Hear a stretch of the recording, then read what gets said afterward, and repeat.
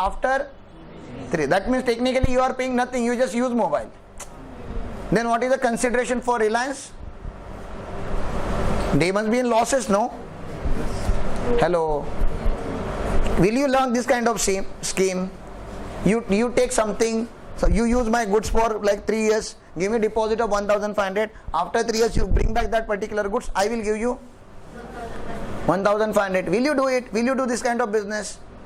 Never. Can any company does this kind of business? No. Only one company there in this world who can do it, and that is Reliance. Okay. What is the use? What is the profit to them, sir? First of all, they know 100% people will not come to take their money back. Only few will come. Only few will come after 3 years. And in 3 years, they will use this 1,500 for multiple times. Money will make money. Alright. And thirdly, they are not paying tax on this because this is not income. This is not income in income tax. This is not consideration in GST. Hello.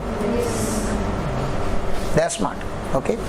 So this is what understanding of law that they follow. You should also understand the definition looks very simple, but if you apply in a practical world, it has very different meaning altogether. Okay.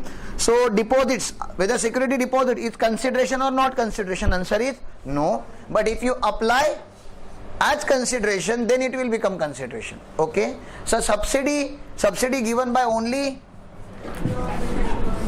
central government and only that is not forming part of consideration. Otherwise everything else, whether it is monetary or non-monetary, whether it is doing something or not doing something, everything becomes part of consideration. Am I clear?